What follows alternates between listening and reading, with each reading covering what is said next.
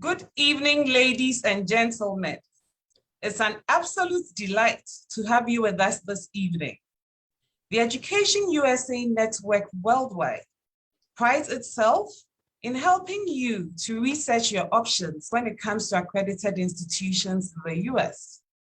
We help you to research on how to finance your studies and complete your student applications. We guide you to apply for your student visa, and when all is said and done, we prepare you for your departure. This evening, our focus is to prepare you for your departure to the United States of America. We are privileged to have with us the Head of Public Affairs of the U.S. Embassy with us.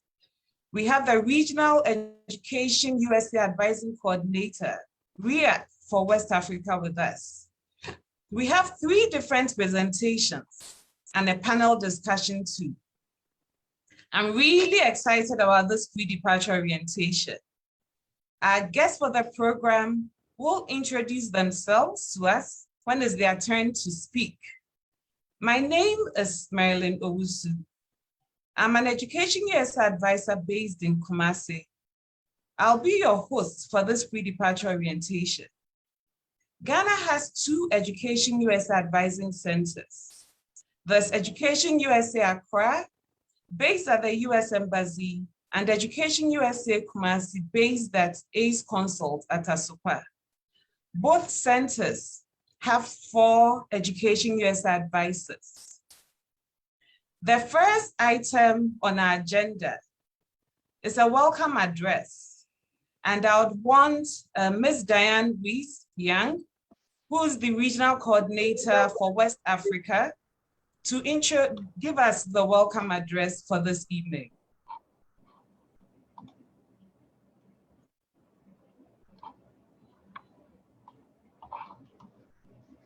Hello and welcome everyone to this exciting afternoon. I'm delighted to be here. As Marilyn said, I'm Diane Weiss-Young and I'm the Regional Educational Advising Coordinator, otherwise known as the REAC for West Africa. I'm joined today with my colleague, Ginny Elliott, who is the Public Affairs Officer here at the US Embassy in Ghana. And I will turn it over to her to share some additional remarks, and then I will join you at the end of the session. Thanks so much. Ginny. Hi, thanks, Diane. It's great to be here with you. Oh, and I love that you all put your schools in your name. Thank you. That's awesome. So first of all, I just want to say congratulations, obviously, on being admitted to a U.S. university, whether it's undergraduate or graduate. You all are truly embarking on a new adventure, and you've taken the first step to take charge of your future and set yourself up for success. So congratulations again. I'm so interested. I have to quickly scroll to see where everyone is going here so I can comment, but I just see New Mexico, I see University of Pennsylvania, Oberlin, Swarthmore, University of Penn. Okay, so I'm from Chicago, so I have an affinity for the Midwest. So Oberlin and University of Pennsylvania, depends how you count it. Anyway, I really hope that you apply the same focus and persistence to your studies that you did in the research and application phase of the process to get to the United States. Next, I understand that some of you have your visas and are packing your bags, and that's great. And the team here is going to share a lot of really important, good information about what it will be like in the United States. And I understand too that some of you may still be trying to schedule your visas. So I just wanted to assure you that our consular colleagues are truly making every effort to accommodate qualifying expedite requests. But it's no surprise to anyone after the last year and a half that we are facing a considerable backlog. So expedited appointments for student visa interviews are being made available in small tranches as our resources permit. We have a limited bandwidth. So students with approved expedite requests should continue to check the appointment system. That said, we are unable to guarantee availability. So I encourage you all to think carefully about your plan B. You are all smart and motivated, or you wouldn't have been accepted to a UNIS university. So again, be as proactive as you were in the application and research phase, and reach out to your institutions to discuss your options. Can they extend the entry date to a later date? Do you have an option to begin virtually? Consider everything, put it on the table, be upfront with your schools about the constraints that you're facing, and stay flexible. So I know that it's a stressful time, and again, I assure you, our colleagues are working very diligently, but it's just an enormous amount of work, and we are trying our best. So I know the team here is going to provide a lot of information about student life, travel, and other cultural aspects of the United States. And so before I take off and turn it over to them, I'll give you my own advice, because that's what we all like to do.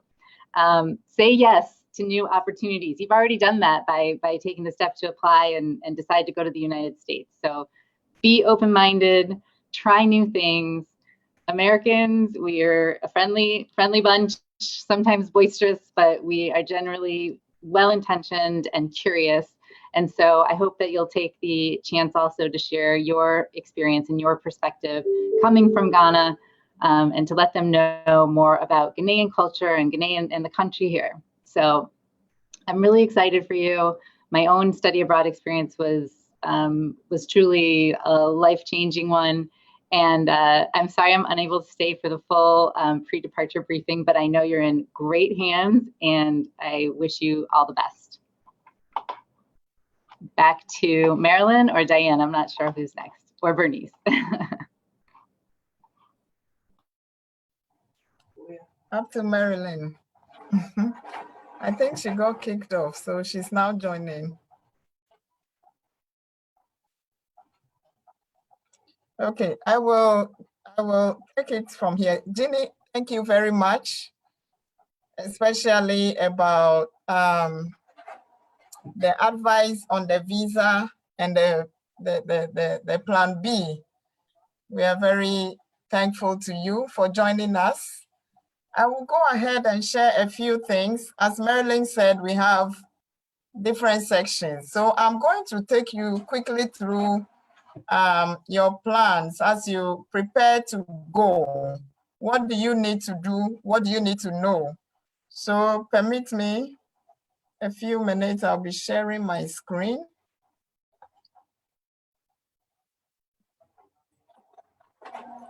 I hope you can all see my screen. Okay.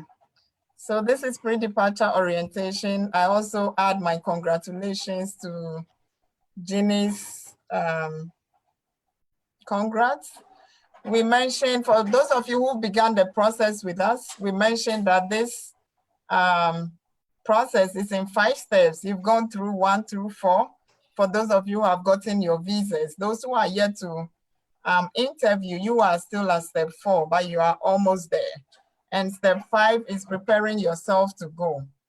So you need to put a lot of planning. For most of you, you're going to be gone for 4 years. For some of you, it will be a quick 2 years. Others, it will be 5 or more, depending on the level of, or the degree level you're going to study at. So you need to plan a lot. Some of the things you need to be working on now will be your travel arrangements. What airline? Some of you at this time, I know we're shopping for tickets. So that is nice, but you need to also make housing arrangements. Will you live on campus? Will you live off campus? For most undergraduate students, your schools will require you to be on campus for at least 1 year, some 2 years, some up to all 4 years. For graduate students, you determine whether living on campus or off campus is more affordable. You may also be sharing rooms, having roommates. So you need to determine who will be a good roommate for you based on your definition of good. You need to think about your finances. What documents do you need to send to the school? Banking information, how you're going to pay your fees, if you have any fees to pay. Whether you send it by transfer or what methodology you'll be using. You need to start thinking about all of these. For those of us going, there are also limits on how much money you can carry. I think for Ghana it's $10,000. You can't take more than that, $10,000 worth of cash. So you need to be mindful of all these things. Think also of your contacts. You will be communicating with family. What mode are you going to use? In this day of virtual, in this virtual world, now it's easier.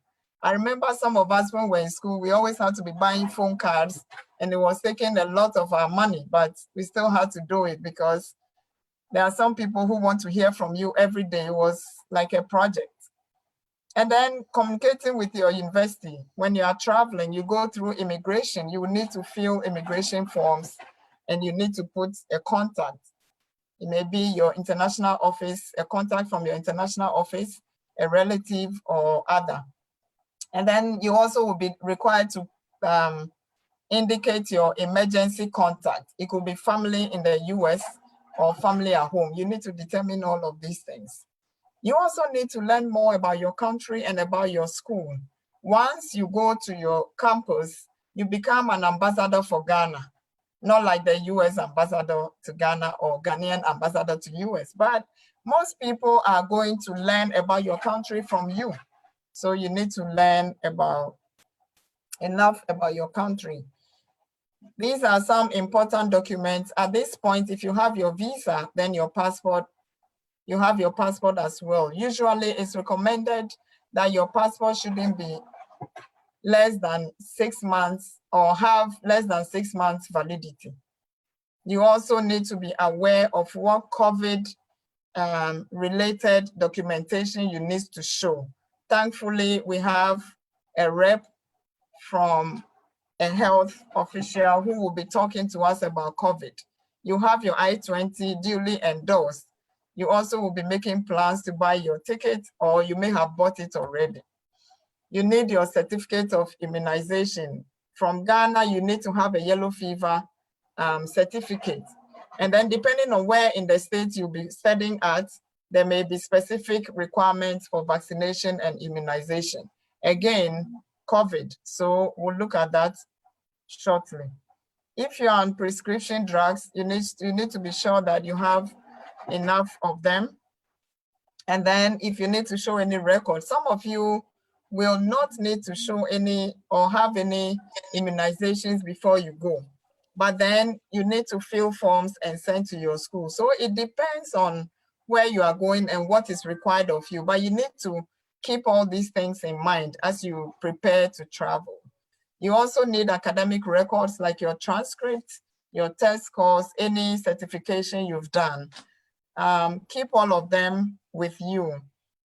And then some of you may need to register before you get to school. Others may do that during the orientation week. So again, it depends. Also check with your airline and then the TSA website. This website has travel tips and a good checklist for you. So do well to check that out. You will be packing. You will need your carry-on luggage. You will need your checked, like the luggages, the big ones you will check. So you need to determine what will go into what bag. You need to know or have a sense of the weather at the state you are going. You are traveling at this time, it's warm. The climate or the weather is similar to what we have in Ghana now. But very soon it will be changing. And for those of you going to the very cold states, you will need, for the winter months, you will need to have appropriate clothing. So you need to think about that. If you go to the international market at Katamanto, you can get some very nice things at least for the first winter. Some of the things you will buy may not be good enough for winter, but at least it gets you started. For those of you who are first-time travelers, you also might want to visit the airport, Terminal 3, that is where you'll be flying out from, so that you can familiarize with some of these things. It also gives you a sense of travel times. If you can't do that, Google will give you a sense of travel time anyway, and it will give you directions to the airport. But it's good to check that place out. And then, as I said, you need to determine what you put in your carry-on and what you put in the checked luggage. Your clothing, your grooming items. We were talking about one of our panelists went to have his hair barbed and he paid $35. And we're just thinking how much $35 is in Ghana cedis. That's how much you can spend on just barbering your hair. It gets very expensive. And the ladies, if you have a braid like that of Dr. Jokoto, you will see her very soon when she starts presenting. You'll be paying $200, $250, $300 for a braid. So you need to be sure you have prepared for all these things. You may want to braid before you go. Some people keep their hair short, afro, so they don't have to worry about braids and all that. Some guys learn to barb their hairs themselves. They just need a machine. So these are all things you have to think about. And then what electronics or books or stationery to take with you. Again, in this virtual world, everything is done online. So you may not need to carry too many books. The food, if you want to take Gary is heavy. You have to realize that when you buy your ticket, they only give you an allowance on how much weight you can carry with you. So think of the things you take with you, think of what you will pack, and then have a plan for pre-departure. So when you are packing your hand luggage, assume that your big luggage, which will carry all your dresses and your food, will get lost, or it may be stolen or something. It won't happen, but have that assumption to help you pack for 2 or 3 days. So the things you will need, if your things get missing, the kind of luggages you need, the kind of dresses or things you need to keep you going for 3 days. Assume a scenario like that. It will help you pack your hand luggage. And then if you're on any prescription medicine, you want to take enough for at least the first month or 2, and then get prescription written for you so that you can use it to buy the next, when you run out, you can buy the next, I'll call it dosage. Also your toiletries and things, cosmetics, all the things you will need. But as I said, check with the airlines, what you can take with you in your carry-on and what you cannot take, so that you don't buy these things and get to the airport only to be told you can't carry them with you on the plane. Because before you get on the plane, you would have checked your luggage, the big one, so you can't put them back in. So you need to really be sure of what the airline will allow you to carry in your big bag or in your small bag, so you will pack appropriately.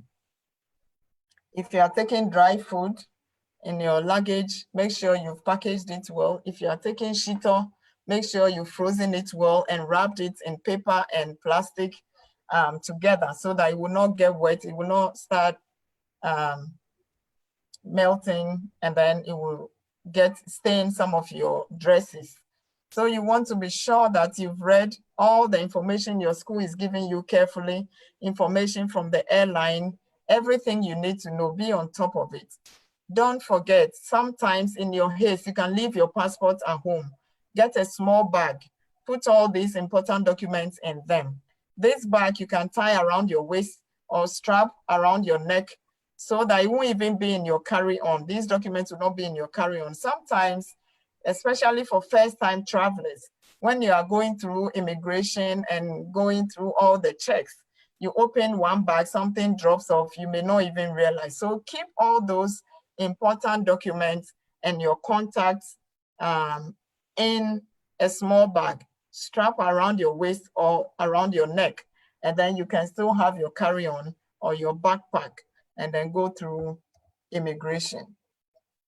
Now at the airport, you go through immigration. Sometimes you go through customs also, if you have food or fish or things like that. So you go through all of that. And then you will go through immigration. Now everything is on the lower level at the new terminal. So no more climbing up, but you will fill immigration forms. That's when you will need the contact at your school. You may also, if you are going to Family First before you go to school, you need to have all those contacts handy. So keep them with your important documents in your small bag. And then when you go through all of these checks, you go to sit at the boarding gate. And then when your time is up, they will call for boarding. You board. Some of you will be transiting, means that you won't fly directly from Accra to the city where your school is. So you will be transiting. Transiting means that you will depart from Kotoka, go to one airport, either in the US or another city somewhere in Europe or Dubai, depending on the flight you are taking. And then you get to that airport, you go through immigration and all of that, and then you go to another boarding gate, join another flight to the city. Eventually, when you get to your destination, you will go through immigration again. If when you get to the port of entry at the US, that is the first city in the US where you will land, you will need to go through some questioning at the immigration counter. And then you also go through customs. Be sure to speak the truth only.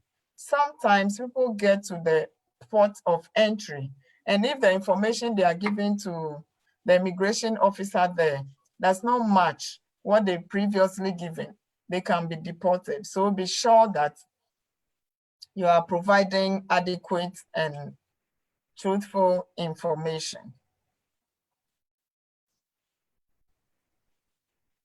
Okay, let me go back one bit. Some of you, especially for undergraduate students, may be making plans with people at your schools to pick you up at the airport. If you have your relatives who will be picking you, you also, once you buy your ticket, you need to communicate with them. If something happens and your flight gets delayed from Kotoka or the city where you are transiting, almost all these airports will have Wi-Fi. You will have your phone, so you can email them or WhatsApp them or call them and let them know of the new arrival times. But once you go through immigration, and then you go through customs, you will just pick your bag, and then whoever is coming to meet you can find you and then take you home or take you to the school. I also want to say that for those of you who will be transiting, sometimes your bags could be checked right from here, from Kotoka to the city of at your destination. So you need to check with the airline when you go to Kotoka, whether they will have you pick your bag at the transit city and check in again, or you will pick it at the city of your destination. If you are going to pick it at the city of your destination, then when you transit, you won't worry about your bags. You just have to keep your bag, just your carry-on, and then go through boarding again. Also, when you are in transit, be sure that you are not going to take anybody's bag. Somebody tells you, I'm going to the washroom, can you keep my bag for me? Please say no. That doesn't make you rude. You are just saving your life. You don't know what the person is carrying in that bag. We all know of issues of people transporting cocaine and some things that are not allowed to be transported.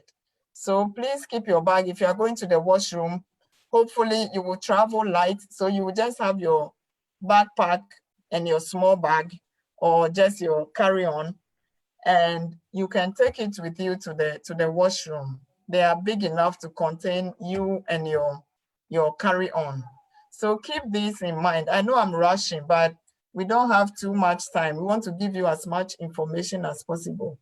So please bear with me. Once you go out of the airport and whoever is picking you meets you, you will go to your residence. Those of you staying on campus, you have to report to the international office and then let them check you in. You move to your residence. Then orientations will start. You'll be meeting students. You will use that opportunity to know who to go to for what kind of assistance. You will have orientations at the residential level or hall level. You will have orientations at the department level. And then as an international student, all kinds of orientations. Do not plan to miss any of them because it's in your interest to know who to go to for what kind of assistance. So plan to go for all of them. It is also during the orientations that they will tell you about how to register, select your courses, register for them, and then about how to get a student ID, your social security, your banking information, all of that, okay? And then eventually you will settle and start your education. When you are planning your finances, you need to think on your I-20 where I've circled. That gives you a breakdown of the total cost of tuition, your living expenses, if you have dependents for graduate students, how much you need to estimate for them. Some schools will say how much you need for your insurance, your personal expenses. Those ones you are not paying to the school. If you're a graduate student, you do your own insurance. If you're an undergraduate student, usually it's part of the total cost. Your books, your supplies, your room, your meals, all of that. I will just quickly go through this. I'm sure during the panel session, we'll talk a little bit more. In the US, Ghana, we greet a lot. You see me, good morning, I say good morning, good afternoon. I can greet you as many times. Americans have a different culture when it comes to that. You don't have to greet everyone you see. But if the person is willing to listen, you greet. Sometimes you greet people and their mind is actually focused on something else. They don't hear you, they don't respond. Don't be offended, okay?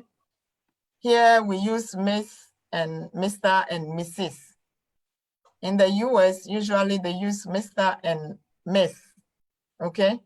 And when you're in the classroom, you want to, on the first day in the classroom, each of your lecturers will tell you how they prefer for you to refer to them. We get more formal. Americans can be informal that way.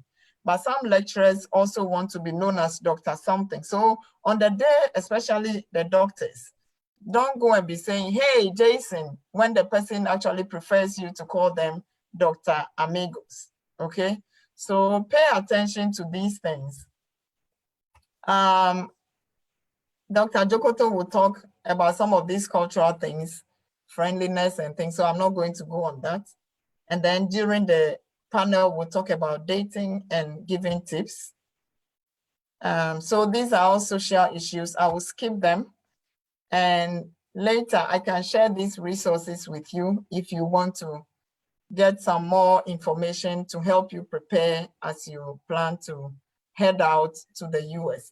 I will stop here for now and then give room for my other colleagues to talk. We will be taking your questions and answering them during the Q&A as well. Thank you very much. Thank you so much, Ms. Afote.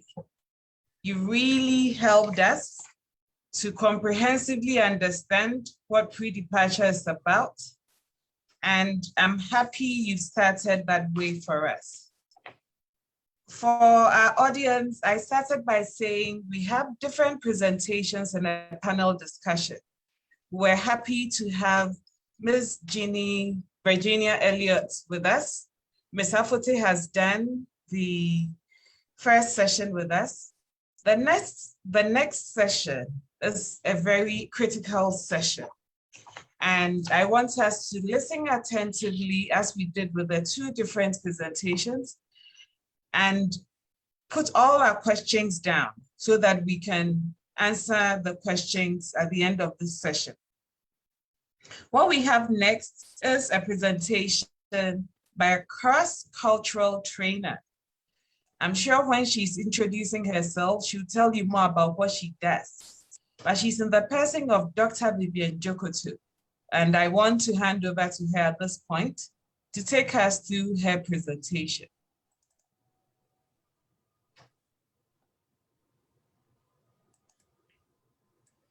All right, thank you all. And I hope everybody can hear me okay. So I'm a psychologist by training, and one of the things that I do is that I'm very interested in cultural differences. So one of the things that I love to do is think about differences between American culture and Ghanaian culture. Now, I know that some of these things right now, because some of you haven't got your visas yet, you're not thinking about these kind of things at all.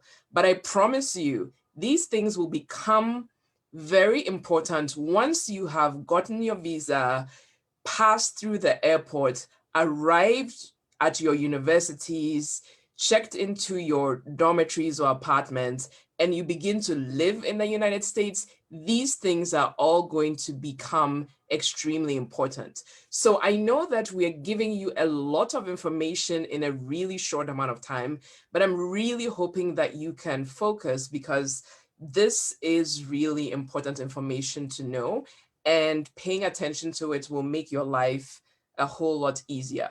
So in the minutes that I have, I'm going to cram as much information as I can to you. You might forget some of it. Take notes if you can.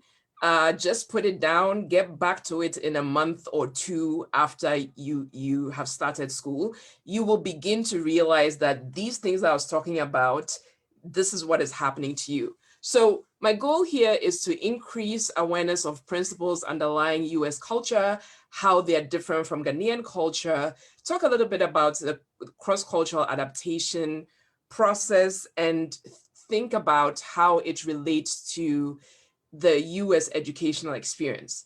I do want to point out that the things that I'm going to talk about, everybody is going to have a different experience. That different experience will depend on things like you as an individual, specifically what university you're going to, what major you are doing, what courses you're taking, the part of the country you're going to. So Southern US is culturally different from the North.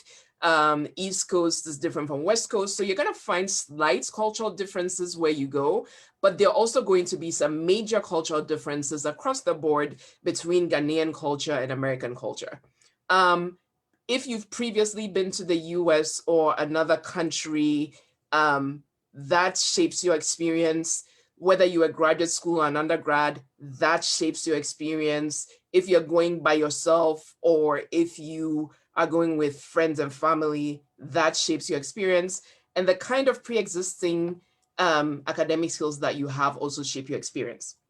So the presentation is in several parts. The first is easy. The first thing that you will notice when you get to the United States are the visible cultural differences between Ghana and the United States. It looks different. They don't have potholes. You know, like there are certain things which you see and you're like, oh yes, miwabuche, right?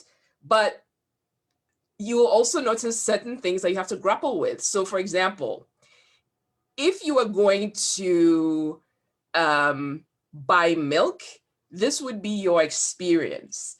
Everything that you see in this picture is milk, right? And you just want milk. But you get there and there's so many different kinds of milk that even buying milk becomes confusing because you have so many choices. So you're going to a place where there are a lot of choices. And so one of the things that you're going to have to start doing is you're going to start having to getting used to moving from a place where there are choices in Ghana, obviously, but there are way more choices in the United States. Okay, and that's milk. Let's take something simple like you want a cup of Milo, right?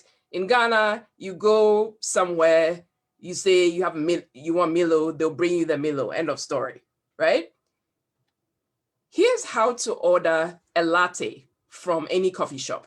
First, they'll ask you size. Do you want a small, medium, or large? Then they'll ask you what kind of coffee you want, and there might be 6 or 10 different choices. Then they'll ask you the level of caffeine you want in the kind of coffee that you chose, so caffeinated or decaf. Then when you think you're done, they'll ask you, okay, now what kind of milk do you want if you want milk, right? So there'll be skim, almond, whatever, different kinds of milk. And then they'll say, well, do you want any extra shots, which, other stuff to put in the coffee? If you decide yes, then you have to decide, well, do you want 1, 2, or 3, or 4? Do you want the coffee for here or to go? And then after that, do you want something else with that? And this is you buying one thing compared to the previous slide, Milo 5 cedis. They bring you 5 cedis worth of Milo, you pay the bill, and that's it, right? So making decisions in Ghana, you might be deciding between, do you want tea or Milo? In the United States, you'll be making 25 million decisions about how to order a single cup of coffee, right? It's the land of choice. Here's something I took from a menu. So this is ordering a salad, right? So ordering a salad at a place called Sweet Greens, you start with, you have to choose bases. So which lettuce kind of things you want, and you can choose up to 2. But what you see is you have 1, 2, 3, 4, 5, 6, 7 choices. And this is like your lettuce kind of thing, right? So you have to choose which ones you want from there. Then the next level of decision making is the ingredients, which you can choose up to 4. And as you can see, they're like, I'm going to say there are more than 20 here. And then you can add 1 premium addition and look at the options of your premium addition here. And then after that, you have to decide what kind of dressing you want, right? And then you have your salad. So it's not a simple thing as saying, I want a salad, they bring you a salad. You have to make decisions about it. So these kind of things, particularly at the beginning, can get really exhausting because you're hungry, you just want a cup of Milo, and then now they're asking you to make all these kinds of decisions. So just be prepared that when you're choosing from menus and stuff like that, or buying things, you will need more time to do so because you're not used to having all these choices, and it can be mentally exhausting. So again, what I was talking about are visible cultural differences. And then the thing is that you see them everywhere. Food, there's more choice. Portions are larger. Like I said, potholes, right? So the places that you go, most of them will be built up. They're going to have more resources than you're used to. You're going to see things like people not necessarily knowing how to speak another language other than English, people suddenly saying, oh, I love your accent. And you didn't really realize that you were talking with an accent, but that's part of the identity shift where the ways in which people talk become a thing when they weren't important to you before. Shopping, the sizes are different from European sizes. So for example, if you're used to shoe sizes in European, look up the size chart converter online, because it will tell you that, or your European size, like a 41 might be a 9 or something like that, those kinds of conversions. Weather is an interesting thing because people talk about the weather in Ghana. It's like a sunny or rainy, we don't care unless there's a flood. But in the United States, weather can be an interesting topic of conversation. And you'll see that there's a lot of quantification of weather. So if it rained, how many inches? If it's temperature, how hot is it? So it's not just it's hot, but there's quantification of the information. In a lot of places, unless you're in a very big city, cars are used more than public transportation. And so in some places, you might need a car. In other places, not so much. Units of measurement are different. In Ghana, we use the metric system. The United States does not. Currency, obviously different. But these things, interestingly enough, are relatively easy over time to get used to quickly, or you can decide there's certain things I'm just not going to do, right? These are the visible cultural differences. These things you notice quite a bit. An important thing to remember, and so remember that we are doing this pre-departure orientation session to you because we realize that you're going to a place where you thrive when you have information, versus in Ghana, you sort of just figure it out as you go along. America is an information culture, and so a lot of things are detailed, they're written down, they're information sheets for a lot of things. You just need to figure out where to go. And that is going to be very important for you as you get used to a new university. A lot of times, Ghanaians are used to asking people to explain certain things. American universities put a lot of this kind of information on websites, and you're expected to be able to go to the websites and figure it out for yourself. And then perhaps if you need additional help, then you ask someone and say, well, I already checked the website, I already read the information, but this is not making sense to me, right? So it's an information culture, it's a reading culture. You're not told everything. A lot of it has to do with reading, and that applies to schoolwork.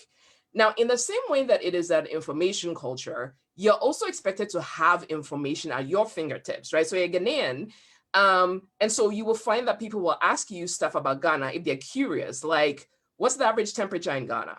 What's the population of Ghana? What's the size of Accra? Like specific things like that. So if you have not actually read about Ghana, if you cannot give like a 1-minute elevator description of Ghana, please go do so that you do not look silly like you don't know your country. It's just that we're used to talking about things in a particular way. Okay. So, and then, yeah, so information culture, we do directions differently. Ghana, directions like go straight, when you see the tree, keep going straight and all of that. Whereas in the United States is north, south, east, and west. So start thinking about if you know your cardinal points, okay? Rules, a very important cultural difference where Ghanaians were technically not rule followers because we tend to think that rules are meant to be broken, rules are meant to be negotiated, rules only are for those who don't have relatives and connections. Where in the United States, even though some people do behave as if they're above the rules and so on, the average person does expect rules to be followed. So this is things like forming a line and going according to the order in the queue, not cutting, those kinds of things. But just rules in general about stuff. Like if you're driving and you see a stop sign, that's not a suggestion. You're supposed to stop, right? Things like that.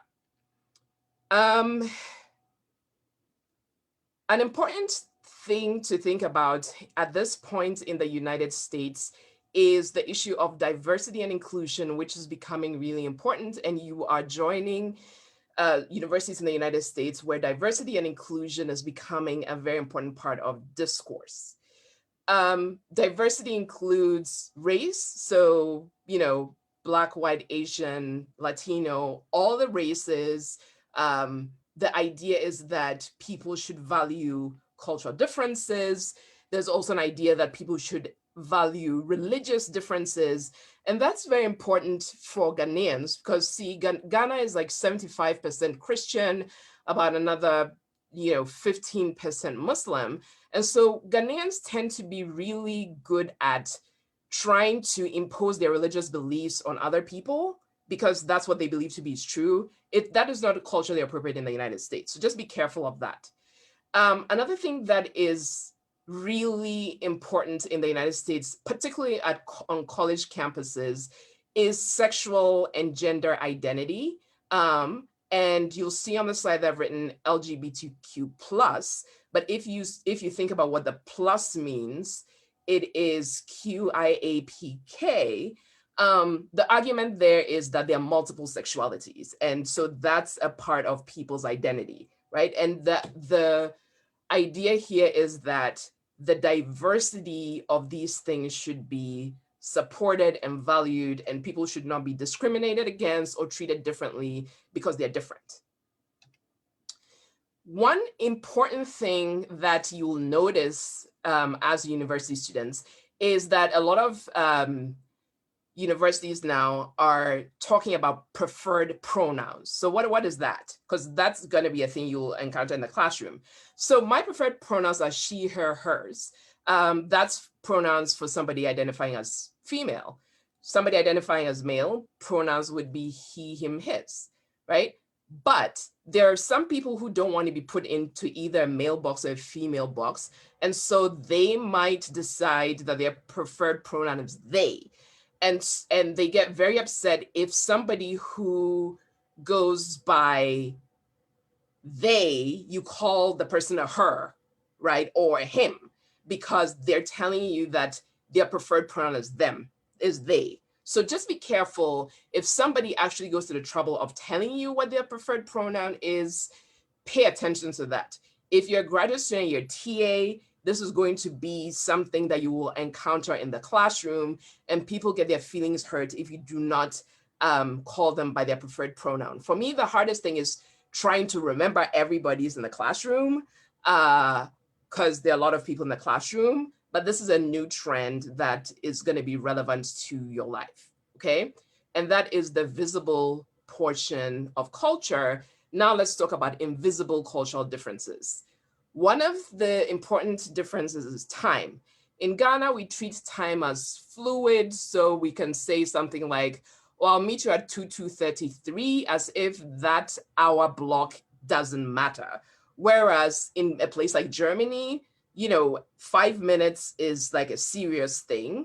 And in the United States, I would say like a 10-minute time block is a serious thing.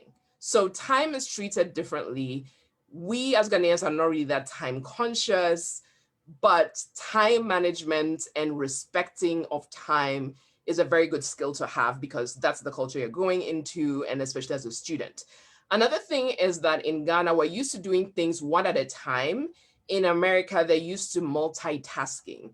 And so you can have a working lunch. You're working and you're eating lunch at the same time, right? Or you're doing two things at one time. You're talking on the phone and doing your homework. Multitasking is a way to maximize times. Briefly, communication styles. Ghanaians generally tend to not speak directly. Americans actually don't speak as directly with each other as Germans do. Germans are straightforward and blunt, but Ghanaians are way more indirect than Americans are. And so one of the things I've noticed that we have trouble saying no, right? And so somebody will say, can you do this? And a Ghanaian will say, oh yeah, I'll do it. Hoping that your body actions or your failure to do the thing will show that actually your yes was a no, but you couldn't say the no out of respect for the person. These kind of things will cause you trouble. If you cannot do something, say no straight away, because they expect people to be open and honest. And there's nothing about, oh, I respect you too much to tell you the truth. From an American perspective, that's kind of ridiculous. One of the things that Ghanaians also do is we talk with our hands a lot, and not all Americans do that. So just be careful that you don't, in your interpersonal communications, you don't get into other people's body spaces. Eye contact is important in American communication style, and there's some Ghanaianisms like I am hot that do not translate to American culture, because in American culture, I'm hot means something completely different. In Ghanaian culture, the actual or imagined thoughts and feelings of others are very important. In the United States, not so much. And this actually affects our social relationships.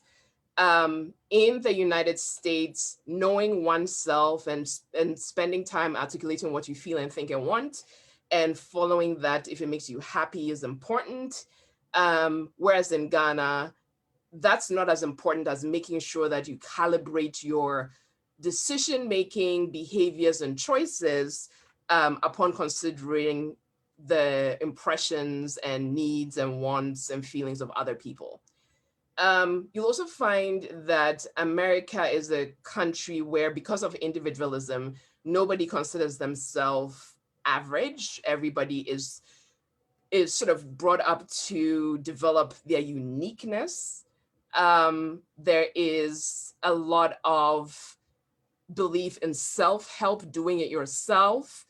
So, and I think that some Ghanaians are very used to like help getting people to see them off if they want to go somewhere and stuff like that. Well, in college settings, sometimes that works, but in other places doesn't necessarily. You'll see that there are cultural differences in sharing and food, with food and borrowing. So rule of thumb, if you can, just don't borrow stuff from people whose cultures are just different, because our understandings of what borrowing is and how long it is acceptable to keep somebody's property is very, very different. So just be careful about that. In Ghana, usually if we're eating, we invite other people, which means the person is going to basically eat half the food. An American who's eating, chips and a sandwich will say, would you like a single chip, right? So our understandings of sharing are important as well. Reciprocity is another thing where Ghanaians tend to be nice.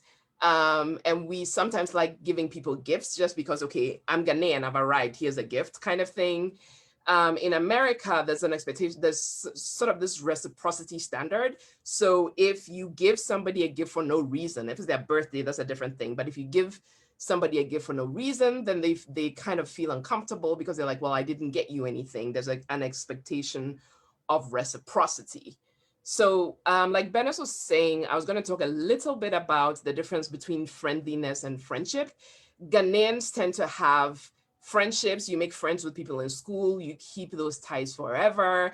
If you have a conversation with somebody, it's about making a connection with the person, and perhaps this person will become your friend. In the United States, people can have very in-depth conversations with you without actually becoming your friend, because friendships can be very compartmentalized, right? So you can have somebody who will be your friend because they're sitting next to you in class and you're in the same discussion group and you're the same group. Do not be offended if the year after that they walk by you, they say hi, but they don't stop to chat because you were a friend for them within the classroom, but that doesn't mean that they should become your lifelong friend. Our friendships are broad. American friendships can be compartmentalized. And not going to talk into detail about this crowded slide, but this is taken from a book which basically says that visitors may be overwhelmed by the sheer exuberant friendliness of Americans, and that the most fundamental American social relationship is that of the casual acquaintance. So a person can chat with you, tell you their life story. The next day, they may not remember your name. They are friendly. Doesn't necessarily mean that they are a friend. Of course, they can be, but don't expect it. Some social customs that I think some of our panelists will talk about are things like, if somebody invites you to a party, you're expected to bring something along.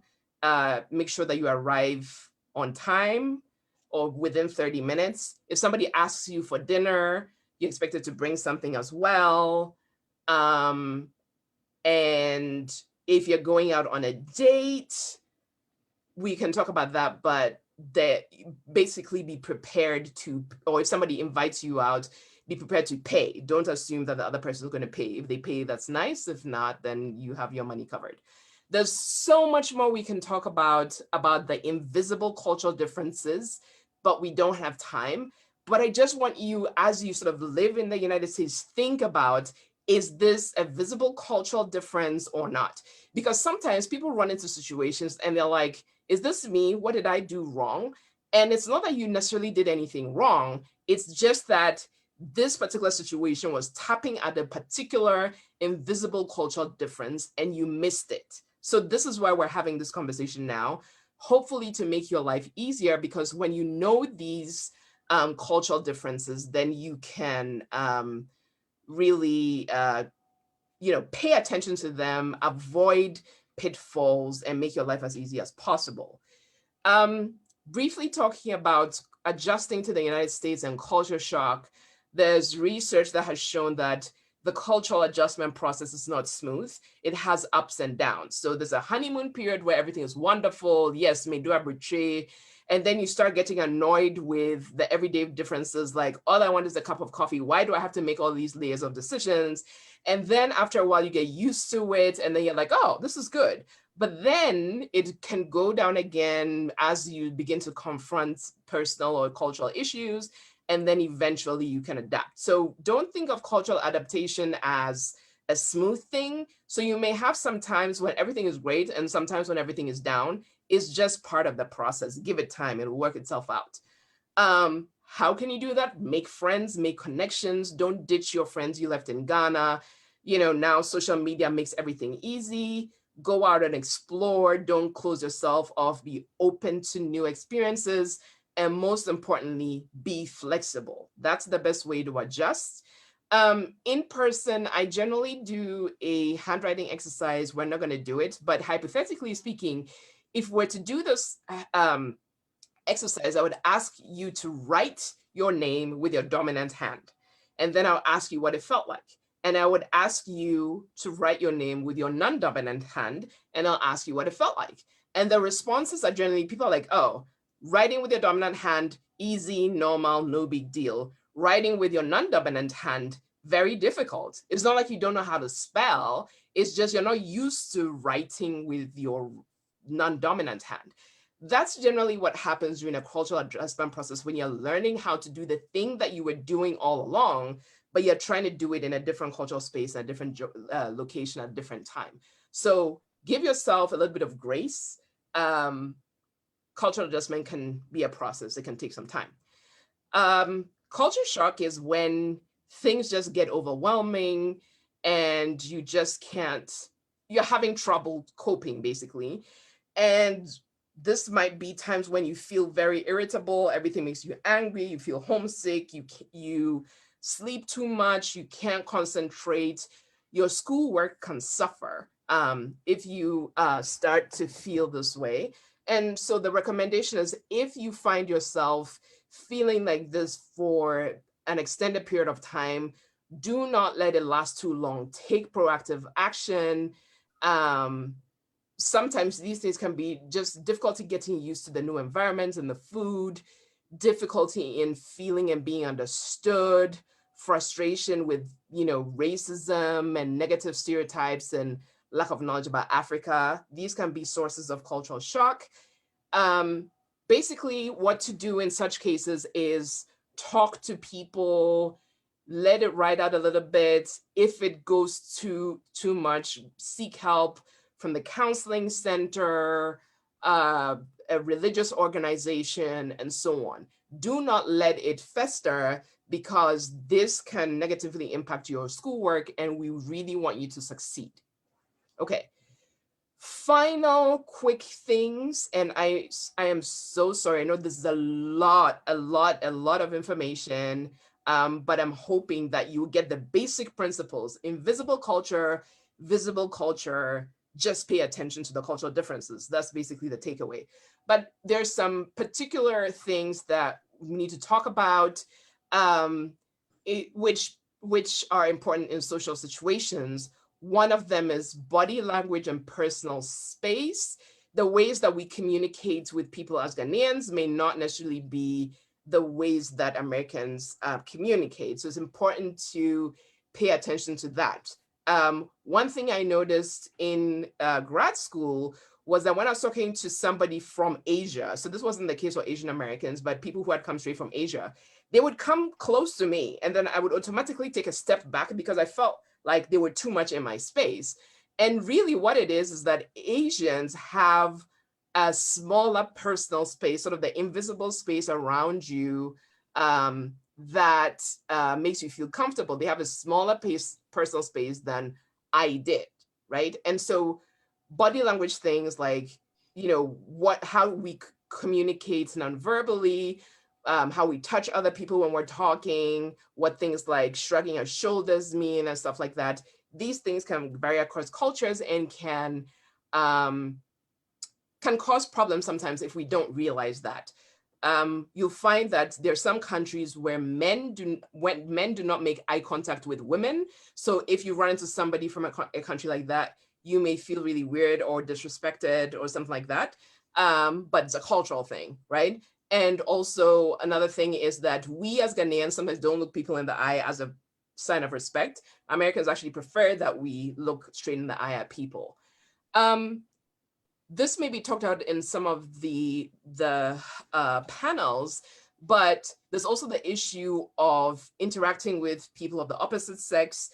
You have to think about boundaries, interpersonal boundaries, so you don't get into trouble for those of you who are planning to date, or those of you who are not planning to date but end up dating anyway, right? So you have to think about what is appropriate to say to people of the opposite sex, what is not appropriate to say, what is the difference between somebody being interested in one romantically and playing hard to get. You really have to be cognizant of these things, because you do not want to misread people's intentions and get yourself into trouble.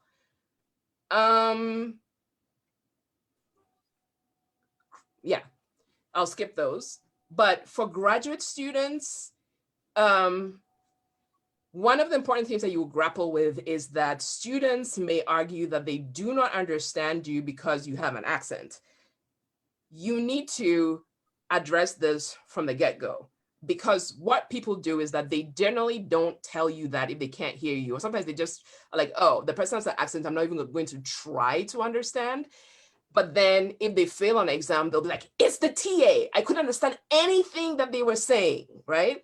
And so what you need to do is, as an international TA, bring up the accent issue from the beginning, tell people that if they do not understand, they should ask you immediately, make sure that you write stuff on the board, make sure that you give people handouts and stuff like that, so that people do not use the way that you speak as a reason, as an excuse for them not doing well, right? Because people tend to do that. There may be some things that you will be expected to hit the ground running, learning how to do. Give yourself extra time to learn how to use relevant software, right? Because a lot of stuff, particularly with COVID, now there's way more stuff been done virtually than has been before. So learning and taking classes uses a lot of learning management systems. Books come with different packaging. There's a lot of technical stuff to do. Please make sure that you allow yourself the time to learn all of those if you're going to be a teaching assistant. For all of you, graduate students or not, generally all libraries have workshops that nobody goes to. Please attend campus library workshops that show you how to use the library so it doesn't create problems for you later. These are my recommendations as far as life in the United States goes. So again, in a nutshell, I know this was a lot of information in a really a short amount of time, but again, the important takeaways are: 1, visible culture is easy, but 2, there's lots of invisible cultural stuff going on that really can impact your experience. So just pay attention to those, being able to name them and anticipate some of them. 3, the cultural adjustment process is not straightforward. And particularly like now with COVID, everything is just even more messed up, more difficult. So allow yourself time and grace. And then, the other pieces with social situations and as an international TA, the additional things that you should pay attention to. So thank you all for your time. Thank you so much, Dr. Jokoto. I'm sure if it was a live session, everybody would have given you a standing ovation. You've touched on every single thing that is so important and so precious. Such an excellent presentation. I'm sure our audience are taking notes, and this is a life-changing experience for most people, because they would have gone to the US without getting prepared for all the details. And I'm so happy we've been able to touch on so many things now. That was an excellent presentation. For our audience, we have another short presentation before we have a panel discussion. What we want to do is, most of you are not too sure what to do in terms of getting prepared for the US when it comes to getting the COVID test, getting vaccinated. We have so many different questions. So what we did is we contacted KCCR in Kumasi at KNUST to give us someone who is, KCCR does the COVID test for those who are traveling to the US, who are based in Ashanti region. So it was just right for them to give us a very well-vetted person who will share shortly with us all that we need to know about what we should do for COVID tests, COVID vaccination, anything and all we need to know before we go. It's a very short presentation, so I'll let Miss Augustina Silverking, do the presentation for us. Right. Thank you so very much. And thank you for inviting KCCR KNUST. My name is Augustina Silverkin. I'm a senior lecturer at the Department of Theoretical and Applied Biology. I did my PhD in Germany. And so it was so exciting listening to Vivian Jokoto. And I have been a senior research fellow as well at KCCR. I am interested in viruses. I did my PhD in virology. And of course, I studied coronaviruses. But of course, we know that we are all facing this pandemic. And for those of you who are students, sorry yes. to interrupt. Can you please see your face? My face is right here. Your camera is off, so I can see you. Oh, I'm sure the others can see me because my camera is on. Yeah, I Then can that's see you. fine. Can you see me? Sure, then Yeah. kindly go ahead Right. for us. Yes. So All it's important for us to get ourselves prepared. I mean, those of you who will be traveling to the US for further studies, to ensure that you meet all the requirements as far as COVID is concerned. So you need to get yourself a COVID test. Some of you may not necessarily need to be vaccinated because of your age ranges. But of course, if you are above 18 years, depending on the type of vaccine used within our country, then it will be very important for you to have received a vaccination before you travel to the US. And of course, the only evidence you have would be to carry a COVID vaccination card. But let's talk about the COVID test, when you need to do it and where you can do it, when you want to do it or when you need to do it.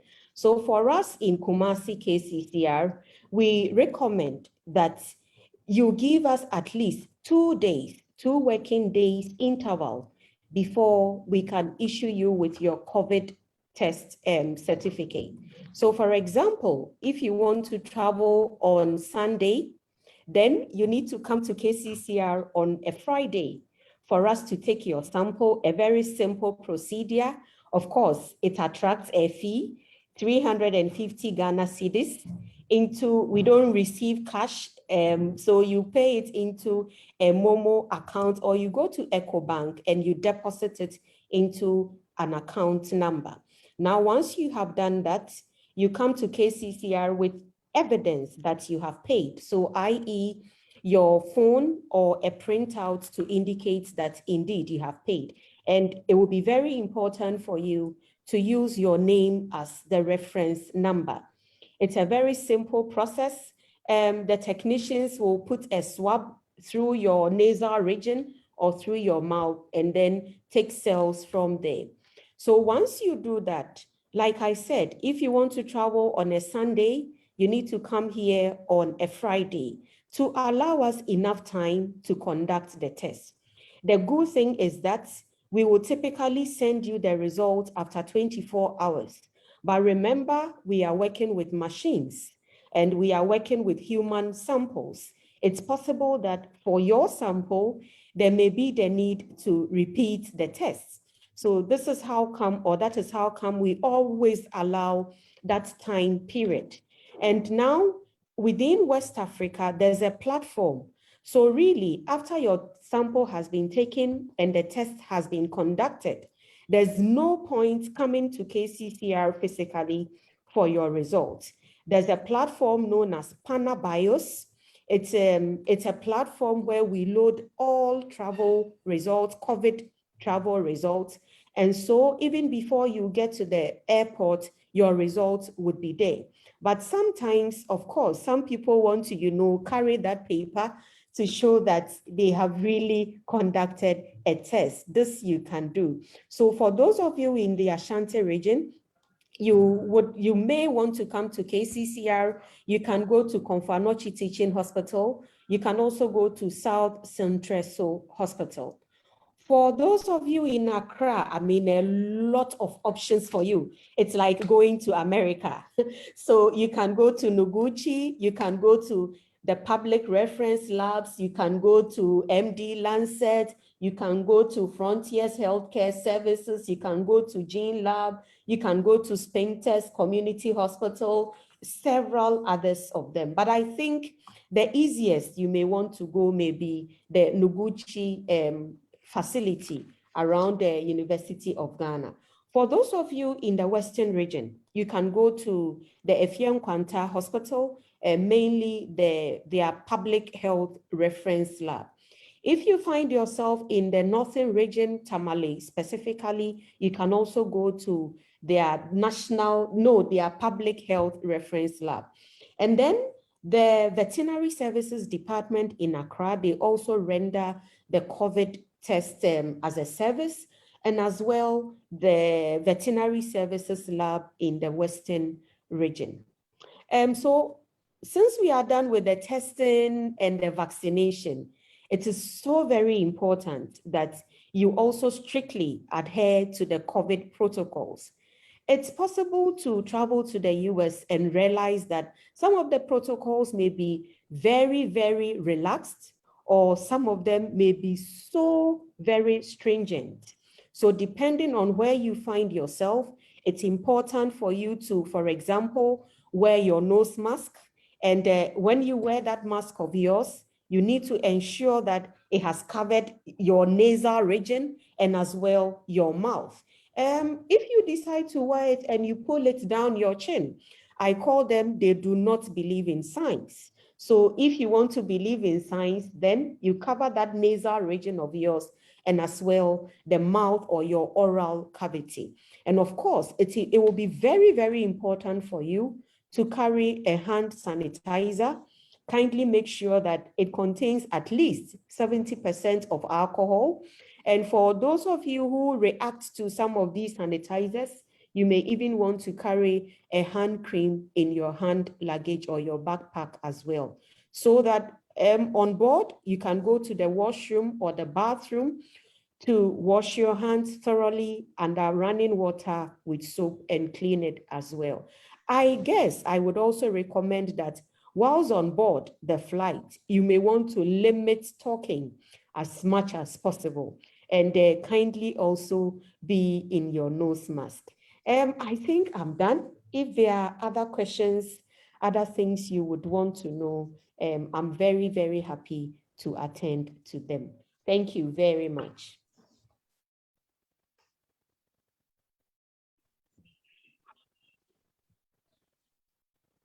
Marilyn, I'm done.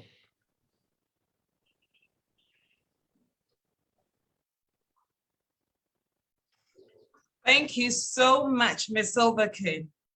That was a very informative piece. Yes. Thank you. Can you hear me? Yes, we can. I can. Thank you. At this point, we will move to a panel session. Thank you. We'll move to a panel session.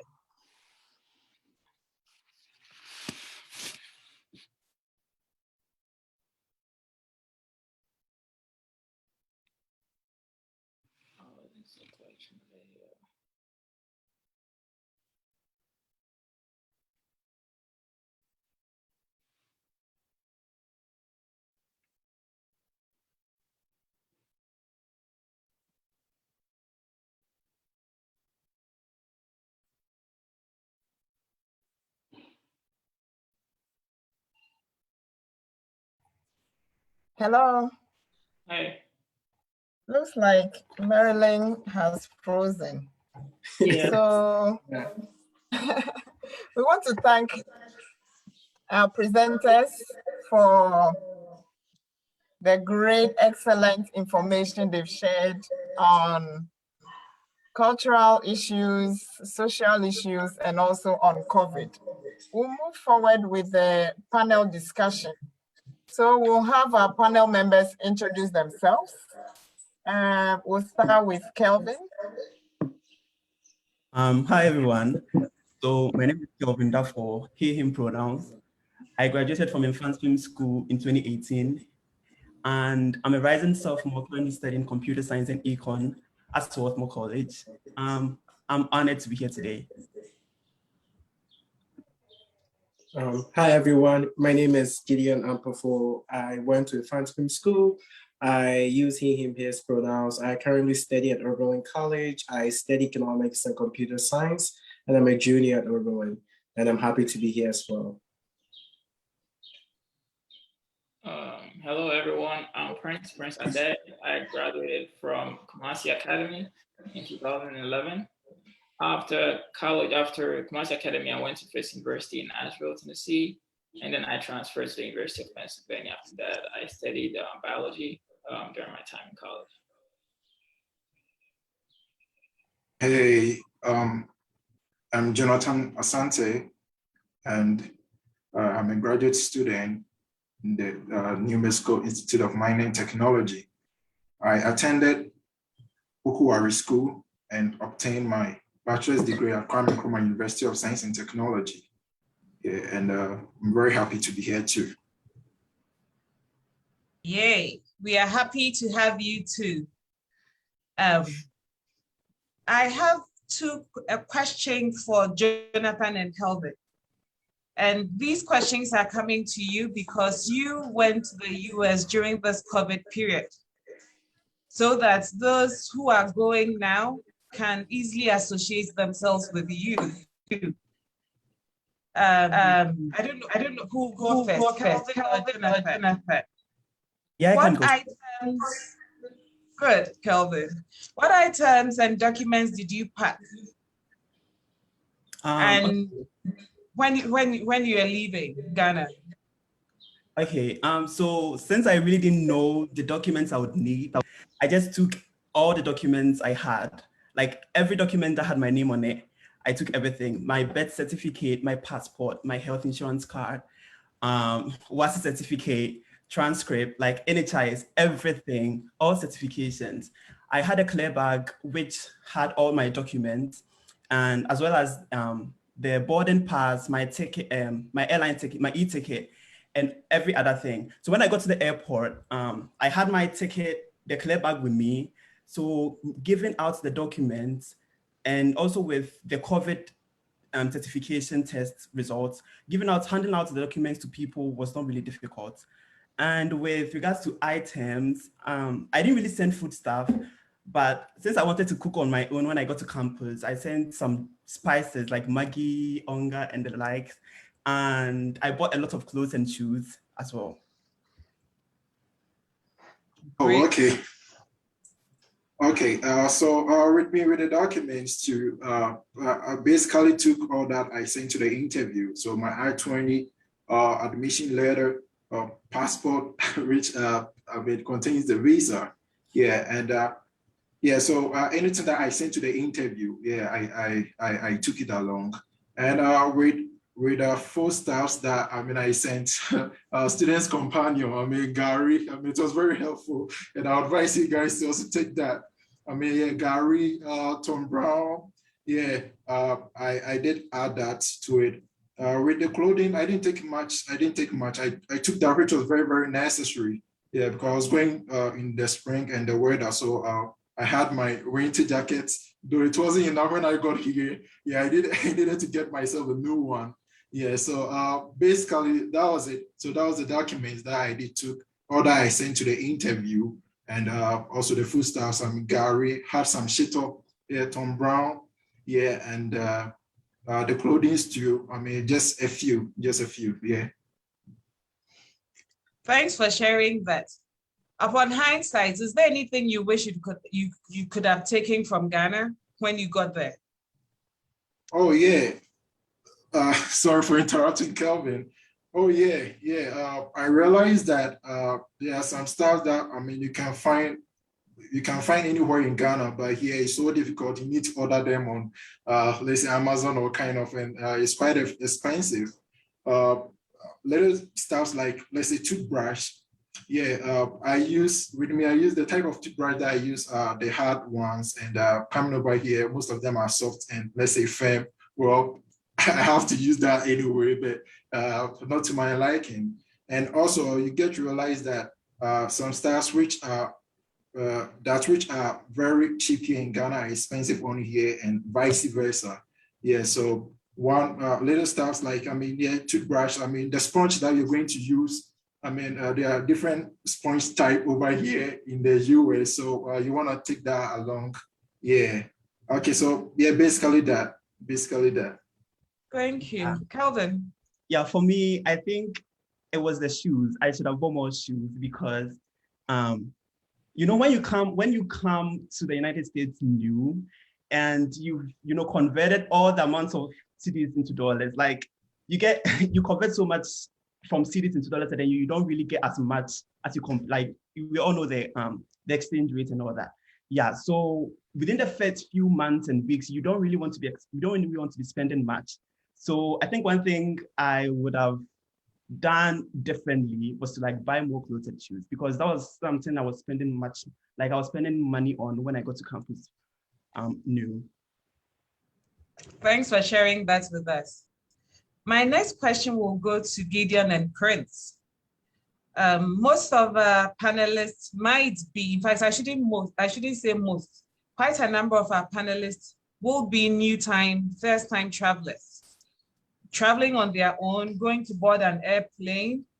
I want to find out from you, if it was your first time going to the US or traveling alone or leaving Ghana, what were your fears and how did you overcome them? Okay, I can go.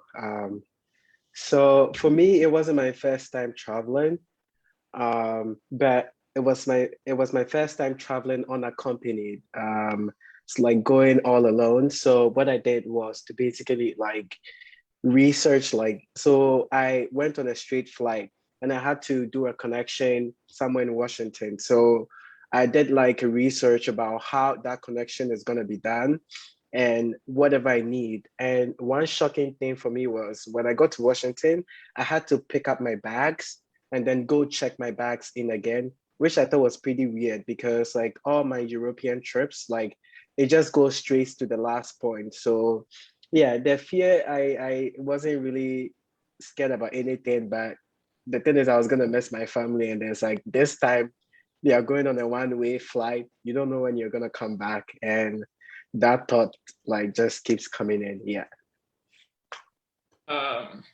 Yeah, I think I agree with a lot that you said. I'll just add a few things to it. For me, when I was traveling, that was my first time traveling on a plane. And when I came here, I was very intimidated. I was scared, I was frightened, because that was the first time, like you said, I was leaving the country, I was leaving the family, going to a new place, new people and all that.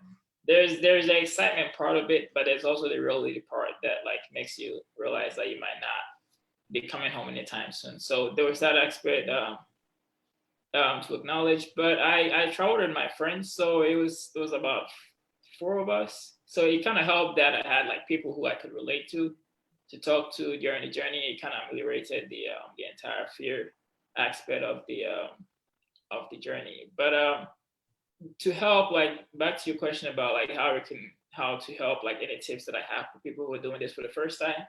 I think that my main tips are that one, you should be very prepared. You have all your documents. Like Kelvin was saying, you want to have all your documents organized so that if you get to the airport and they ask you for it, you can just turn it in. Because the more confused you look, the more suspicious people become of you. So it's just good to have everything organized. And Gideon was saying, do your research too and get to know what is going to happen at every airport that you go to. If you're going to have to do a transit and take your stuff out, You want to know that in advance and prepare. So other than that, I think that's about it. Just be organized and be prepared. And you being scared and you being frightened, that is okay. It happens. Actually, if you were not frightened or not scared and you're traveling for the first time, that would be a problem. So the fact that you're frightened, that is okay. So it's not anything to be worried about. It's normal. It's just part of the human experience. So just like embrace it and just be organized and prepare for what is to come. Yeah. Thank you very much. Kelvin, I'll ask you this question. We want to know how immigration was like. You recently went to the US. Share your immigration and arrival experiences at the port of entry with us. Okay. So when I was coming, I think back then it was a requirement that I did 2 COVID tests. So I needed a PCR test and I needed a rapid antigen test. And then the PCR test had validity of like 3 days. And then the rapid antigen test had validity of, I think, 6 hours. So for the PCR, I could do it a day before my flight. But for the rapid antigen test, I had to do it the day I was leaving. So when I was going to the airport, I passed by the lab and then they took the sample and then they did the rapid antigen test. So on my way towards the airport, I got the result on my phone and I could use that electronically as proof of my COVID results. So when I got to the airport, it was quite intimidating because I was also scared because that was my first time traveling. And one thing that really helped me was that I checked in online. So when I got to the airport, I just cut the queues and then I just dropped off my luggage at the luggage drop-off area. So when I dropped my luggage off, I was like, where do I go next? Because I didn't know where I should go because that was my first time. So I just asked the lady who was with my luggage, and then she directed me to immigration. So I just went through immigration, went through the screening, and then one thing that helped me was as I said earlier, I had my documents at hand. The documents were organized, so I could hand them out whenever I was asked. And upon every point in time, like your COVID test was being required, like every point. So I transited through Amsterdam, and then I went through Michigan before I went to Swarthmore. And at every point, my COVID test was asked, even on the plane. And then you'd really want to also have your mask on. But one good thing was also that like the airports were really empty. So I think it also helped with my anxiety because at the end of the day, it was like the airport was just mine. And yeah, I could navigate my way through. Thank you so much for sharing this experience with us so that at least you can allay the fears of first-time travelers and what they should do at immigration. But when you got to immigration in the US, Kelvin, what did you go through? What did you have to go through? Yeah, so when I got to, Michigan was the port of entry because that was my first point of contact to the United States. And when I got there, I think because of COVID, all of us, when we deboarded the plane, all of us went through a straight queue to immigration. So when we got there, the custom officer just asked me, when I got there, the custom officer, because I knew I had to go through this mini interview. So I was really anticipating for that interview. And then I knew I had to give it my best. But when I got there, all they asked me was that my first time entering the US? And I was like, yes, that was my first time. And I'm coming as a student. And then they asked me how much money I had on me by then. And it was around $2,000. And that's all they said. And then they stamped my passport. And also what Gideon said, when I got to Michigan, I had to go back for my luggage and then recheck them in again. Yeah, so I was also told this. So like one important information is if you're confused, just ask any security, like airport security, that what should you do next? Like just ask any airport security, what should you do next? Don't ask any random person. Yeah, you can usually find them in uniforms. You'd want to go to them and ask them, or you can go to the customer service help desk, and then it can also help you with all you need. Thank you. Gideon, I want to ask you this question. Because of our time, I'll limit the questions to 1 or 2 people, and then we'll move on. So Gideon, how did you get to campus when you got to the US? Okay, so when I got to the US, my school actually arranged for like a resource person who was a professor to pick me up. So I checked out, I got my bags, and then I waited for the person. One thing that really shocked me was I had to pay for the trolley. In America, you have to pay for the trolley. And, you know, like when you go to other places, the trolley is free. And I'm like, okay, why do I have to pay for the trolley? And I spent 5 minutes talking to an airport worker about why I have to pay for the trolley. And she basically telling me that this is America, nothing is free. Nothing is free. And then the professor picked me up. So that was my experience. That was how I got to campus. Okay. Jonathan, did you have a different experience or is it the same thing? Oh yeah, with my, it was a direct flight, so I shared my itinerary. I had some friends over here in the school, so I shared my itinerary with them, and they knew the time that I'll be coming. I'll be arriving at Albuquerque, which is the largest city in New Mexico. Yeah, so I got over the. By the time that I got there, I mean they were already around. Yeah, so I mean they just picked me up from there. Yeah, but payment of the trolley to yes, I had to, but I had a Ghanaian friend, which I boarded a plane from Kuruka to JFK. So he used his credit card to to pay for that. And I'm like, wow, yeah, because well, I had no quarters on me to do that. Yeah, so that was my experience too. Yeah.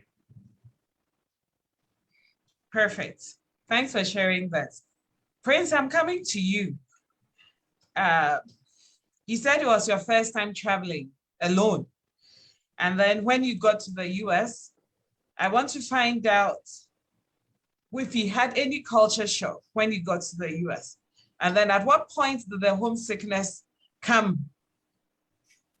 Yeah, that's a good question. There was a culture shock. Obviously, when I got here,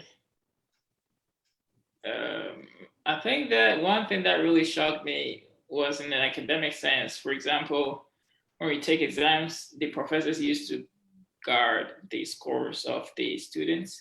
So it was really hard to know what your friend got on the exam unless they actually told you what they got. It was really hard for you to know. There was no such thing. I remember in Ghana high school, usually they will have the scores on the board and you can go stand there and look at everybody's scores and be like, oh yeah, this guy is the smart guy, this guy is this guy is that. But in the US, it's really hard to know like what anybody else did unless they tell you themselves. It's really hard. So I think that there's this general culture of privacy here in the US. I think somebody touched on it earlier during the presentation about how she went to Asia and somebody got into her personal space and she felt that it was too intrusive. I think there's that atmosphere here in the US. People care a lot about your privacy. It's really, if you violate people's privacy, if you get too close to people, if you try to find out what scores people got, if you try to see whether somebody is like, what job you're doing, it's usually something that you don't want to ask for. You just want to get close to the person, not for the person to trust you to tell you those things. You don't want to be poking people for like.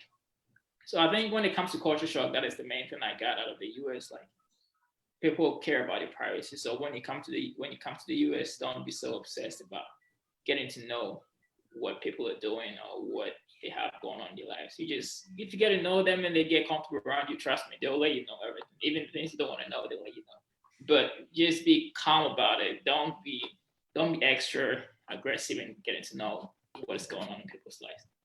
So that's the culture shock aspect of it. And when it comes to the homesickness, I think that it kicked in after like 2 years when the excitement phase goes away. And then everything that used to be new to you is no longer new to you. And then you're like, oh, I miss home, I miss family, I miss just communicating with people who actually get what I'm talking about, people who have the experiences that I had, So that part comes in, but luckily, US is such a diverse country that if you look hard enough, you also find like collections of Ghanaians that you can bond with and get to know, and they can imitate the Ghanaian experience for you here in the US. So there's that. Yeah, so I think that is my experience as far as the culture shock. The culture shock is mainly the privacy part, and then homesickness usually sets in. I mean, for me, it sets in about like 2 years after I got here, but it's been nice so far because America is nice. I mean, people are nice, so it's nice. It's nice. That's nice to hear. Gideon, I want to ask you your experience on culture shock and then homesickness. Okay, so culture shock. The first thing that shocked me was so when I went to school, I scheduled like dinners with all the professors that I was taking classes with that semester. And after one of the dinner, I was paying for, I paid for the dinner. And the waiter was just like standing there, was just like this. And I'm like what? And the professor's like, you got a tip. And I'm like, what is a tip? It's like, yeah, you got to tip them money. And I'm like, I just paid for the dinner. Like, why do I have to tip? And the professor is like in America, like that is how it works. So I ended up paying $2 extra. And that was the biggest culture shock for me. That was the biggest culture shock for me. In terms of like the homesickness, the beginning, I was doing a lot of video calls with my family, right? Like almost like every 2 days. And I think like after 6 months, that's when I noticed that like I actually missed my little brother. I missed him a lot and I missed my family.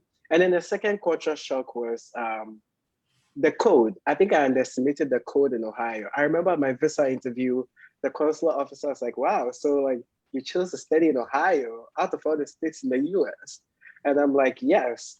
So I wore like 2 jackets and then I went outside, 2 jackets. I had like a singlet and then I had like a white t-shirt and then I had 2 jackets. And then I had the jeans and then I had my winter boot and then I just went like outside. And the way it was cold, I had to run back inside the building. And then my friend was like, oh my gosh, Gideon, you're underdressed. I'm like, I'm wearing 2 jackets. It's like, no, that's a very light jacket. You need to go wear something else. So like, please don't underestimate the cold as well. Like those were the 2 biggest culture shock for me. Like I knew it was gonna be cold, but I didn't think like it was gonna be that intense. Yeah. Thanks so much. So that those going to the cold places, start putting your clothing together and know what to expect when you get there. I'm coming back to Kelvin and Jonathan. All colleges and universities require orientation for new students. On a scale of 1 to 10, rank the importance of orientation and explain why you're ranking it.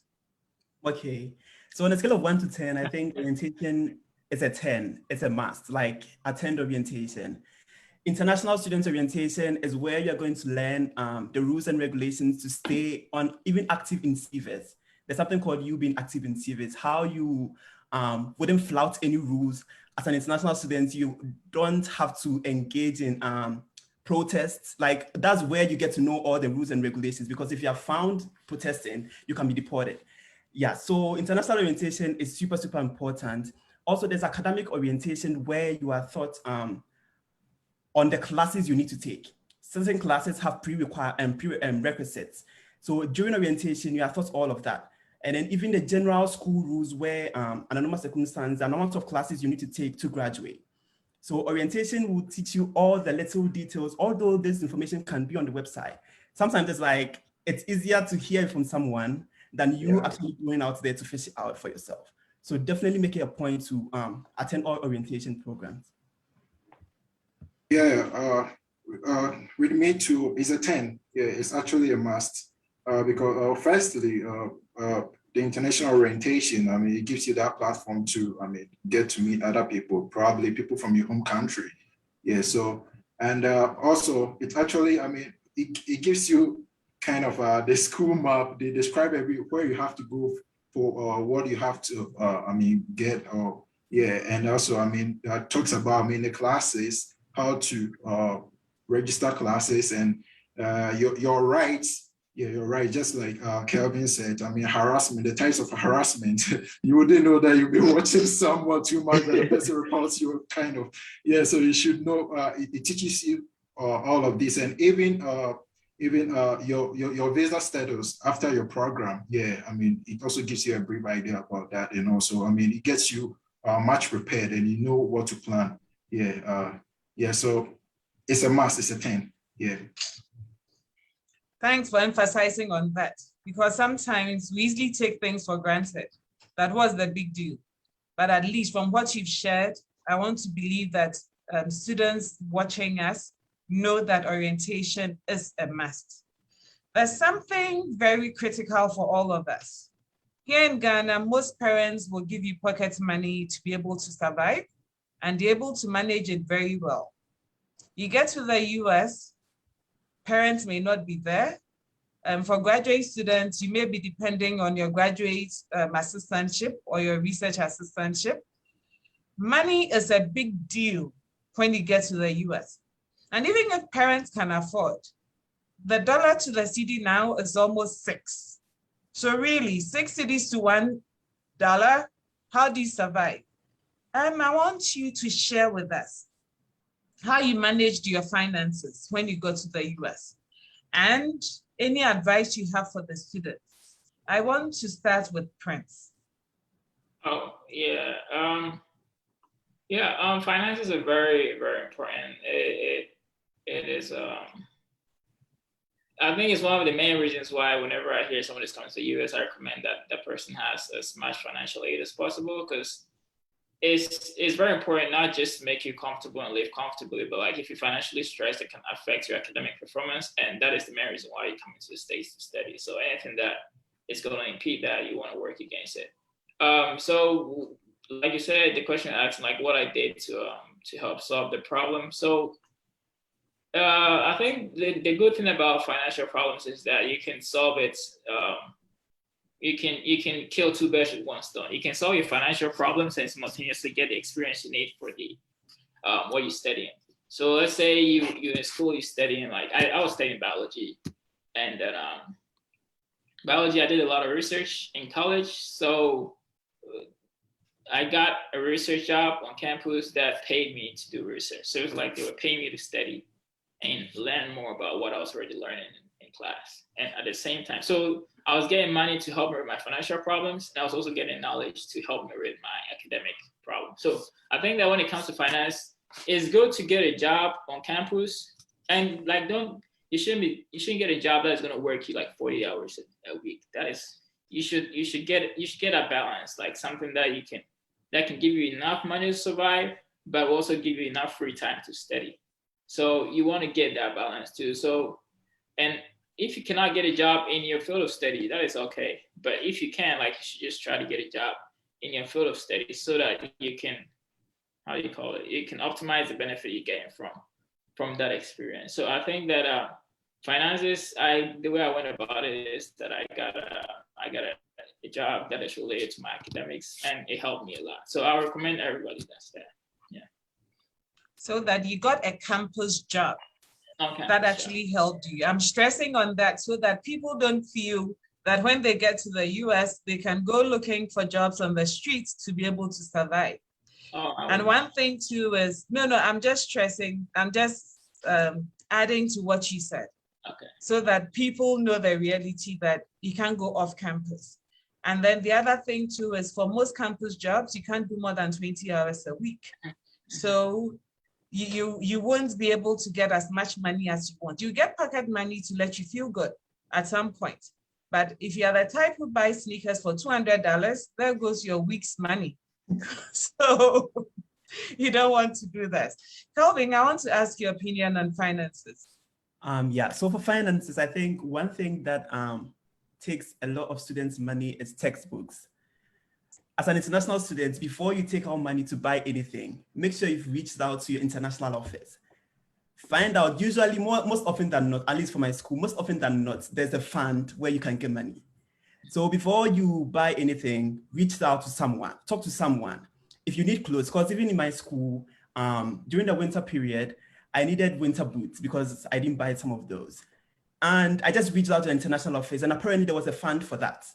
So they just gave me money, and then I just bought whatever I needed. So before you reach out, before you buy anything from your pocket, just reach out. There's usually someone, especially if you're on financial aid, whatever you need, you're going to get it. And also with Auntie Vivian's, one of Auntie Vivian's points that she made, that Ghanaians, it's difficult for us to say no. I think this is also a time you would want to learn how to say no, because usually your friends would ask you to go out for dinner. And although your friends ask you to go out for dinner, everyone is paying for their food. So as an international student who does not, you don't really have much money. If you go to a restaurant, like a typical restaurant, you're going to be spending around $40 to $50, tips included. And if you don't have money, and then usually when they're inviting you out and then you can't say no, that means that you're going to be spending a lot. So you should learn how to say no. And then when they invite you, you tell them, no, today I'll probably cook, or like, I'll go to the dining hall or something. Yeah. Thanks so much. Dr. Jokoso. Yeah. A few things. So another place to think about jobs is campus housing, particularly because campus housing, depending on the kind of job you get, if you're a resident advisor, it comes with free accommodation. And sometimes it comes with a meal plan. So I actually had a friend who ended up having half a teaching assistantship, half a, residential assistantship. So she ended up, not having to pay for accommodation, getting a free meal plan, and having her tuition covered, which was the best of both worlds. So think about campus housing also. And then for summer, because for graduate students in particular, sometimes summer is not covered. What you need to do is start looking for summer jobs on campus early. Start around December, January, looking for campus jobs, because sometimes it can be summer programs. I've taught at a basketball kids camp on campus before. I've taught a biology class on campus before in the summer. So start early looking for summer things. And then the Swarthmore thing about funds, that's going to be dependent on different universities, because my university never had those kind of things. Swarthmore is like Swarthmore. So, remember that. But it's not a bad idea to ask around and stuff like that, but not all schools will have funds for stuff like that. But I definitely agree with you. Ask to see what's out there, because you can, sometimes if you're broke, like one of my international friends was like, let's go to the thrift store. Sometimes you can find used stuff which is of good quality. You don't need to buy new plates when you can buy cheaper ones. Sometimes, you have to do what you got to do. So yeah.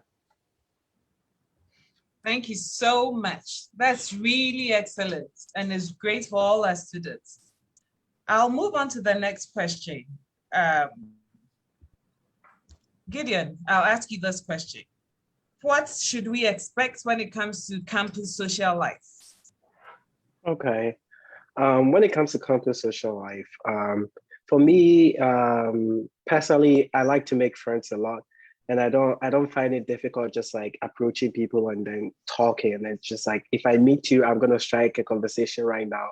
And by the time you notice, we are friends. And I noticed something in most of the classes that I took with other international students. A lot of international students are a little bit reserved in the classroom. But American classroom is not like that. Like American classrooms are structured so that there can be a dialogue.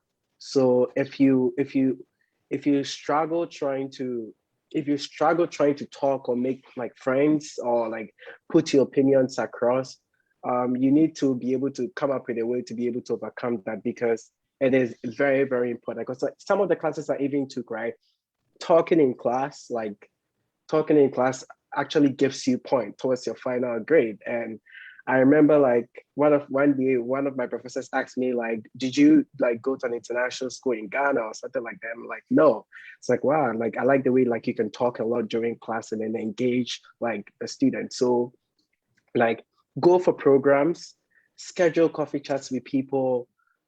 Just when you meet people, just say hi. Some people will say hello, some people will not. Just move on and try to meet as many people as possible. And I noticed one thing, like the more you meet people, the more you get access to a lot of resources to do so many things that you want to do, right? I remember during my first semester, I met a lady at a community program. She's not in the college. She comes from outside the college. She did a community program and we had a nice conversation. And after she was like, oh, like, if you need a drive to airport, to a shop, to Walmart, to go get your haircut, to do anything, just like text me. And for the first 2 years of college, this lady drives me like every time I need to get off campus to go get a haircut, to do everything. And she's like an old lady who's on pension. So it's like, try to make as many friends as possible and one thing I've learned about American classroom is that like people respect your opinions, even if they are wrong.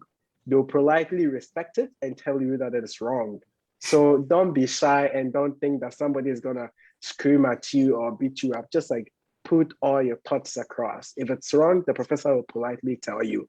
If it's not, yeah, so just make friends. Like, and that's one thing that a lot of international students struggle with. Like, they're always in their rooms, they're always in their circle. So that kind of, and then it's like they come from Ghana, right? And then they move together. Like, you've come from Ghana or you've come to the US or somebody from Ghana, you're always moving with that person. You're not actually having that cross-cultural dialogue, or like you need to be able to. So I hang out a lot with like people from diverse cultural backgrounds, and it's amazing the things that I've been able to learn interacting from people with different cultural backgrounds. So don't be shy and don't be afraid to reach out. All right. We have less than 4 minutes to finish. So I'm going to ask each of you less than 30 seconds.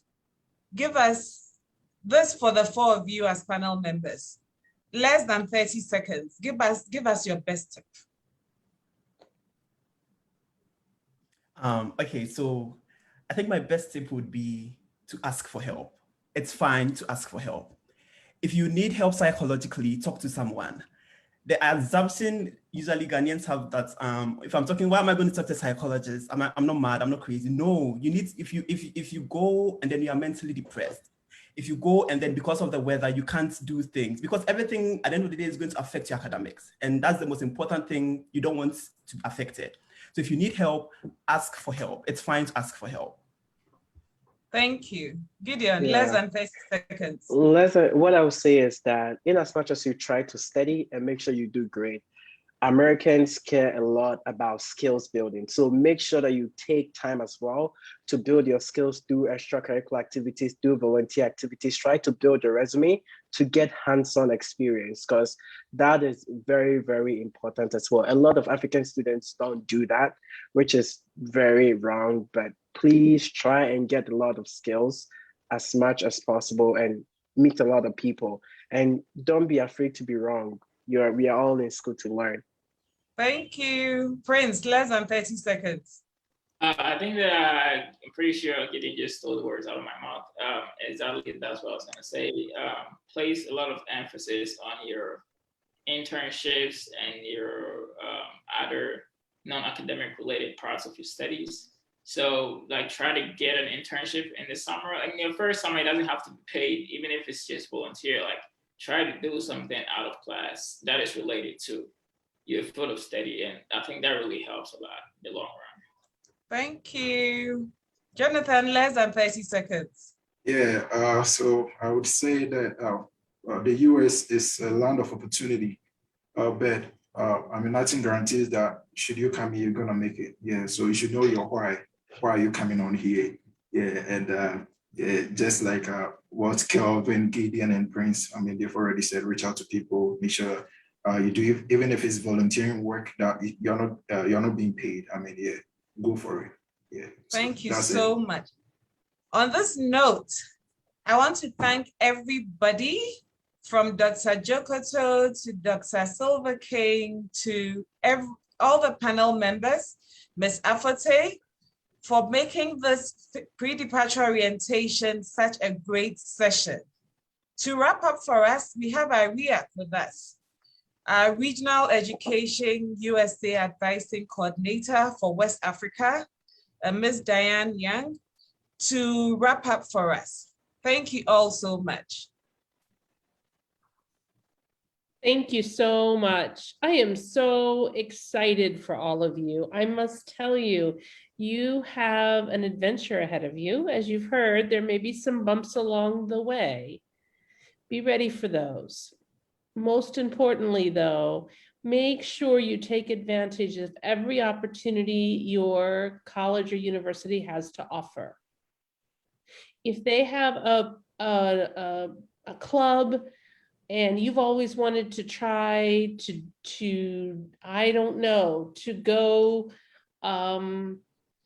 sailing, and you can go to a lake and learn how to sail, make sure you go. Whatever that particular thing out there that they're offering that sounds fun to you, make sure you find time to do those things. Everyone said orientation was a 10. I would agree. I will also tell you, you're going to be tired after a few days of orientation because there's so much that happens. Early in my career, I used to run orientation, and I know how busy and tiring they are.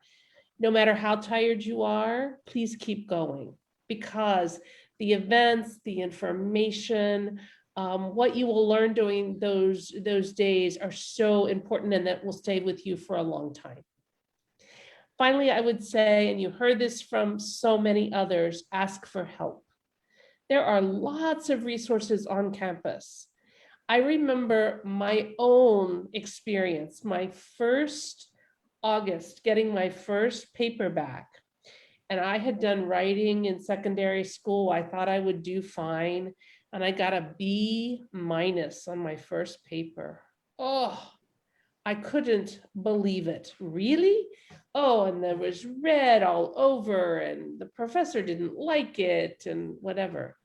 But there was a writing lab on my campus, and I went there and I talked to this. It was actually a student who first talked to me and gave me some very useful tips. I got an A- the next paper, and then I ended up getting an A in the class. So that's just one little story from me, but I encourage you all to seek out the resources, take advantage of them. And I look forward to a few of you being on this very program in a year or two. Once you've settled in, you will be our stars. I'm so proud to hear from the 4 students who spoke on all that they're doing.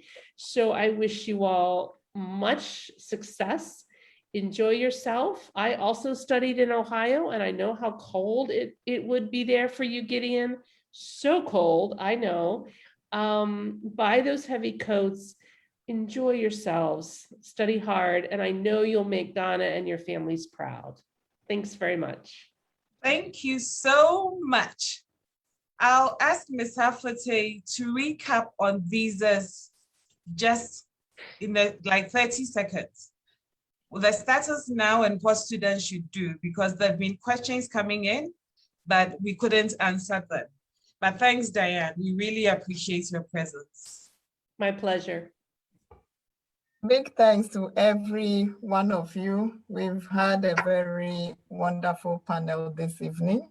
To the students who are still trying to schedule dates, remember, as Ginny said, the consulate is working hard on creating dates for you.